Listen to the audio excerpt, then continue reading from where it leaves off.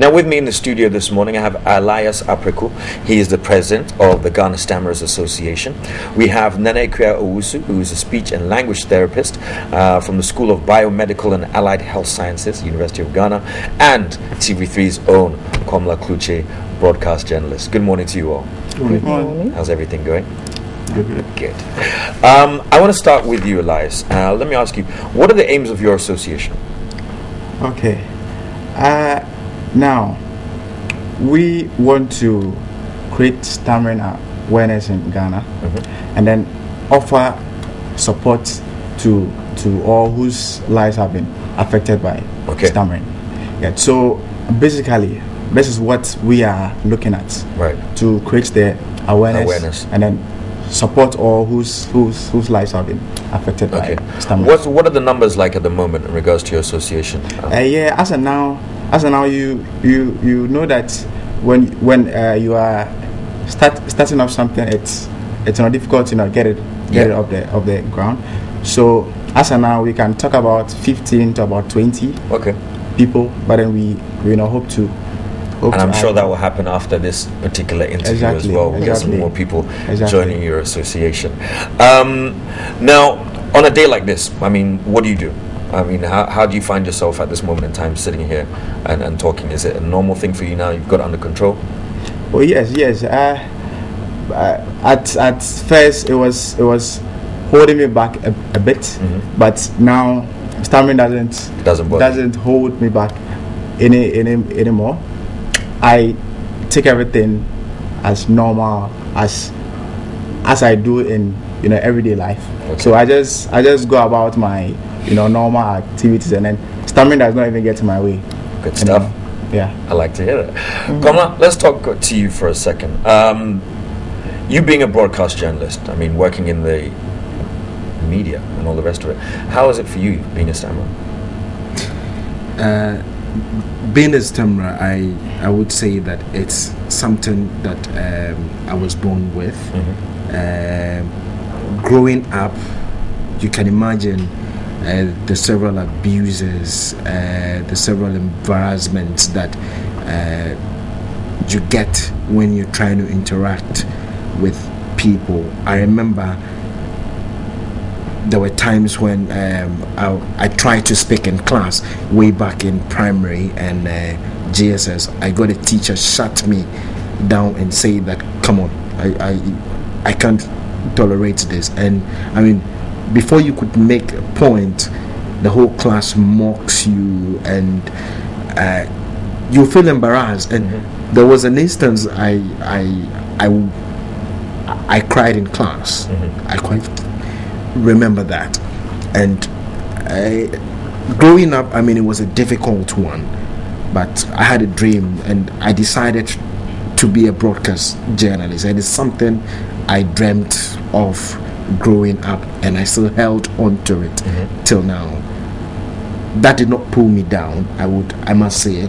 The only thing is to get myself encouraged, because I know that growing up, and there's one thing, if you're growing up and your parents see that you're stammering, the personal experience I had, my mom, my dad, and my aunties would shout at me and say, "Don't stammer, don't do this." And that in itself, it helped some people, but for me, it didn't help me.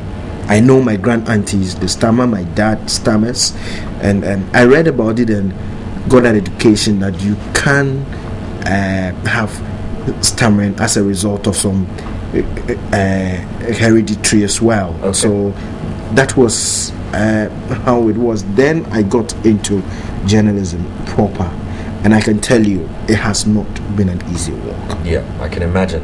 I mean, for instance, you read the news even now.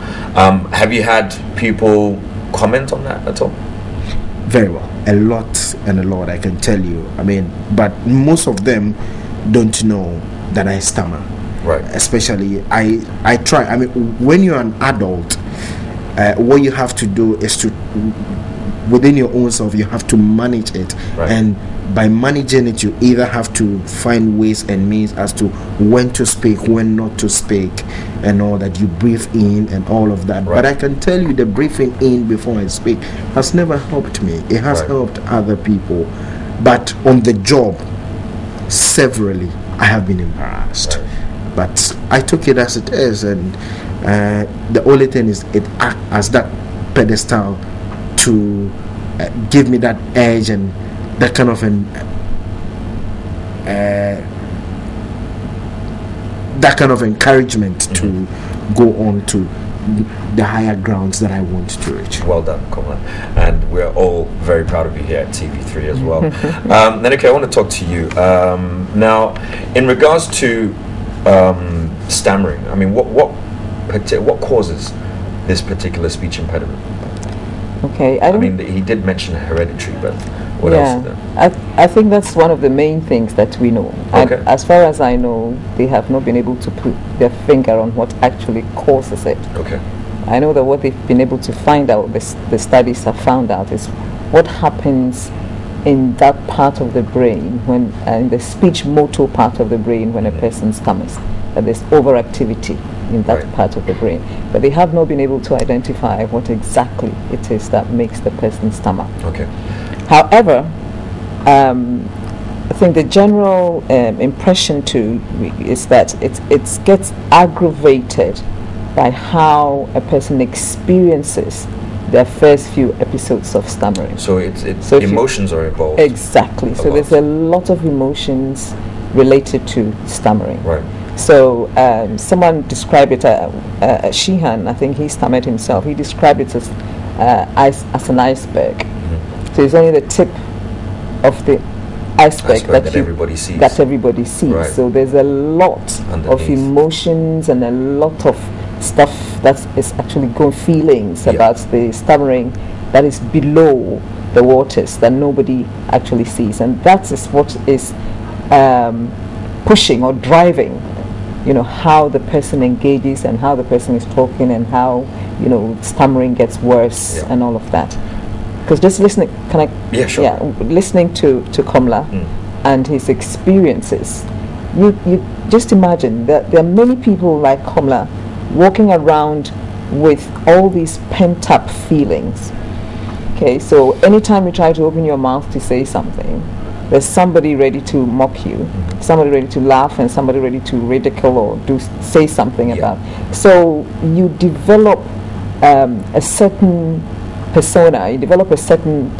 And whereas you enjoy talking, discussing, and maybe reading and all that, you find out that the next time you want to do that, you just stop yourself for a minute and think, maybe I'm going to stammer. And what if I stammered? I'm going to face the same kind of ridicule. Right. So you pull back. You withdraw. Yeah. And when this continues, it becomes your set pattern and it becomes a way of doing it.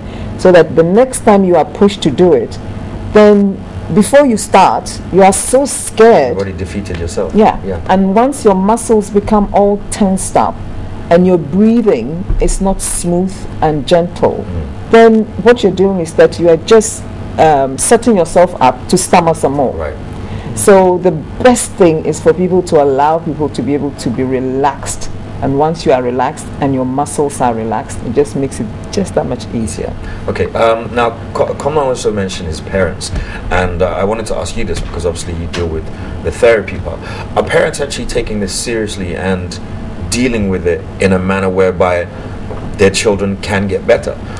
Because Komla was saying they would either tell them to shut up or move away. I know some parents would probably even hold their child's lips and say, keep quiet. I mean, these are all things that could potentially make the situation worse.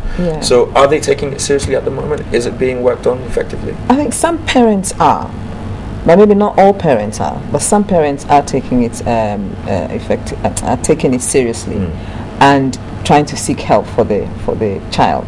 But there are many other parents too who wait for too long. Right. So by the time they come to seek help, the child is it's a young adult, and then it becomes a bit more established, and it's a little bit more difficult working on it. They have to work on it by themselves. Yes. But if parents seek help early, before the child is 6 years old, then there's a lot that can be done about it, because there's a program that's been developed in Australia that I've been trained in, and so we are able to use that program to help. It's a program that we work together with the parents to help that child. But as Kamala said, shouting, asking them to breathe in, asking them to stop and start, all those things are not necessarily very helpful. Drawing attention or drawing too much attention to the stammer itself does not help the little ones, because when a child wants to express themselves, they just want to express themselves. They just want to say something, and they're not thinking so much about how they're saying it as ensuring that their message gets across. Now, if you keep pointing out how they're saying it, then over time they become shy about it, and they decide, maybe not use that particular word. I'm going to talk to mom now, she's going to make a fuss, so let it go. So they just leave it. And we don't want that to happen. To the extent that people have even committed to suicide out of this. I read an article about a month ago. This has happened very often in Nigeria. For example, there was one lady who went to work, and she's been looking for a job, and she never found any. And at the time that she got one, and at the interview, about 4 people sat to grant her that the interview, she stammered, and it was a whole embarrassment. She was kicked out of the place, even though she had the potential and everything. She got home and drank poison, and that was the end of her. So that sort of abuse that the people do heap on people who stammer. One thing I have been taught, and I must say a very big thank you to her, she's taken me through speech therapy, is to have within yourself that you are not as a stammerer. You only stammer. You've got to have that consciousness that you are not a stammerer. So basically, don't claim it as yourself. Absolutely. And we ourselves, even at workplaces, we've got to really accept people for who they are, and then we encourage them. That's the only way. Let me ask you this, because my little cousin was a stammerer. He stammered. Sorry, my little cousin stammered. He went through therapy, and one thing that his mother told us was, let him finish his own sentence. Do you find that that's a problem? When you're stammering, somebody tries to finish your sentence for you, and you could be mid speech. Yes. I think that for those who don't stammer, they think that is actually helpful. But that doesn't help at all. If you try to complete sentences for people who stammer, they feel very, very bad. And even most at times, even after you have said the words that they want to say, they will still want to say the same words again. Yeah, it's true. So why do you want to complete my sentences for me? I'm not a toddler, I'm not a baby. I can speak for myself. So people out there think that, well, this guy is struggling with his speech. Why don't I help him? Actually, it doesn't help at all. I had one little boy, about 7 years old or 9, and he said, and he stammered through this actually when he said it. He said that, in fact, most of the time, what he means to say is wittier than what people say for him. So if you just gave him the chance, he'd probably laugh at the end of it. Exactly. What other stigmatizations do you go through? Because obviously work is an issue. How's it when you, for instance, you guys, young men, when you talk to women, relationships?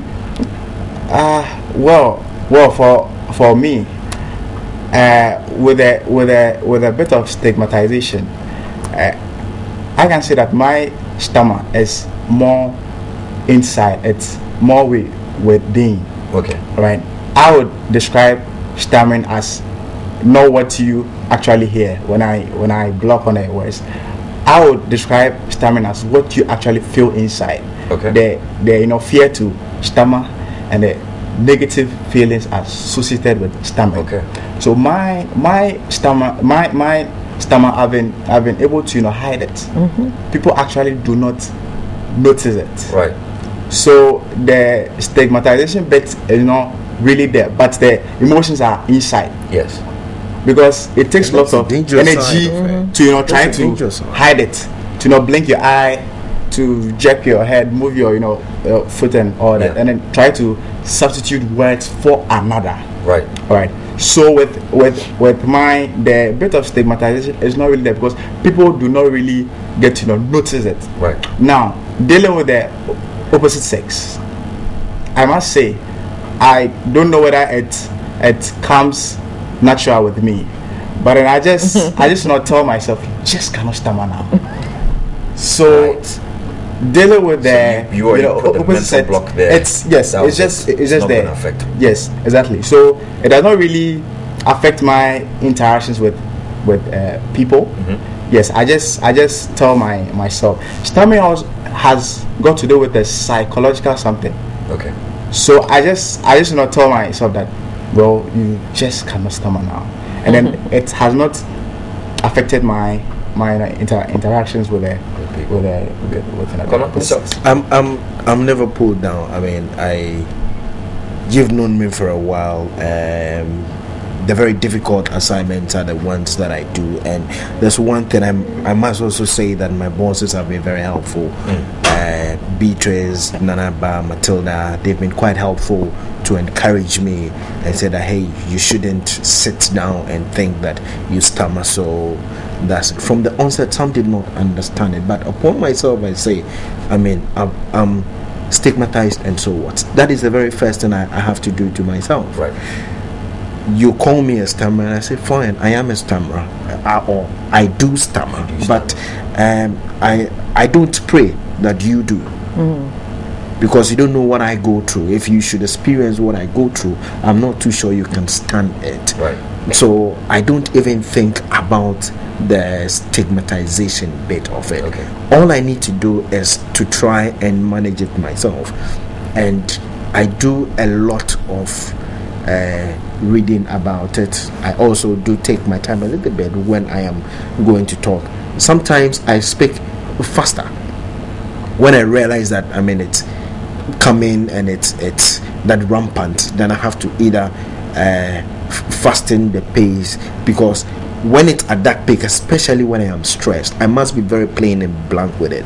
When I am stressed is when I stammer more, and the little pressure that is put on me. The definition of the job you and I do is pressure. So when is there? But when you have that self-actualization or realization, you've got to just know that, hey, this is who you are. Forget about what people say, and then you focus on it and deliver where you have to. Sometimes it's a bit embarrassing for yourself. At times I go over the tapes that I do, the sort of interviews I do, and I see the stammering, but as I speak with you, she's calculating the number of times I've stammered. And leave him alone. She knows it. She knows it because she's always there to prompt me and say, okay, I've counted 10 times. It's all part of the therapy, isn't it? Yes, it is. Just a quick question. In regards to the therapy, how long would, let's say you met a child under the age of 10, how long do you think you'd have to work with that child for them to be okay? I think if you have a child under the age of 6, I'll start with, yes, if under the age of 6, then I would say maybe up to about between 6 months to a year. Okay. But depending on the child's level of stammering at the time, so mild, moderate, or severe, right, and how much input the parents also make, because the LITCOM program is very much a parent-led program. Okay. So, but you do it together with a therapist. Now, anybody older than that, again, would depend on the severity, but also depends on the person's own motivation, right, because it involves talking. And many people, when they come to the clinic situation, they don't want to. They don't stammer. Okay. They are very comfortable. They are relaxed. So you ask them, what's your name? They can say their name very clearly. How old are you? They can say how old they are. But then on the outside, when they are outside of the clinic, in group situations, when you need to make an impression, we all have our nervous bits. Yes. But for them, it's just that extra pressure. For them, it becomes extra pressure. Right. And so it becomes more difficult. And people need to be able to practice all that you're doing within the clinic on the outside. So once they're able to do that and they commit to it and do it, frequently, then it would depend on the pace at which they do it. Do you find that, you did your training in Australia or in Australia? No, I did the speech and language therapy in the UK. In the UK. Now, you being in Ghana now and, doing therapy here, do you find vernacular is an issue when it comes to stammering? Because obviously pronunciations, even normal day-to-day words that we would use in the English language are not the same in vernacular. Does that have a worse effect on you? I had somebody send me a message, was it yesterday? Yes. I posted this interview on Facebook, on my personal Facebook page, and then the person sent me a message that he has a difficulty and stammers when he is speaking the local language, but if he's speaking English, he doesn't stammer. So I think that is also one aspect of it. Okay. Yeah. And it's the same with me. It's the same with me, because when I speak English, it doesn't really come. But let me speak to you right now, and you find me one thing. Yes. So I think that with the English language, maybe I speak that often, so I'm more used to the words. Okay. Yeah, but then with the she and another local language, I don't speak them often. So it becomes sometimes difficult when you want to put your words together.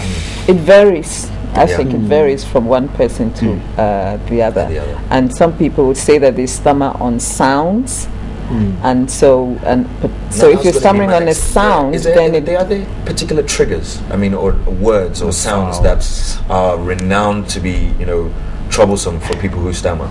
Yes. I think I thought before that there was, but then I found out meeting different people who stammer that all different people have their different sounds that they stammer on. Right. Vowels apparently seem to be a general one. Okay. On vowels, but I found people who say they stammer on ST words, the S cluster words. Some people say W. Some people say PR. Those kind of cluster type of sounds. But it's very different. But if you give them examples of those words to read, they are fine. Okay, but that's what they'll say. They stammer on those words. They might stammer initially, but then they'll read it a few times and they're okay. So why do you keep saying to yourself that you stammer on those words? So there's a lot of psychology that goes on with that. Okay. Yes.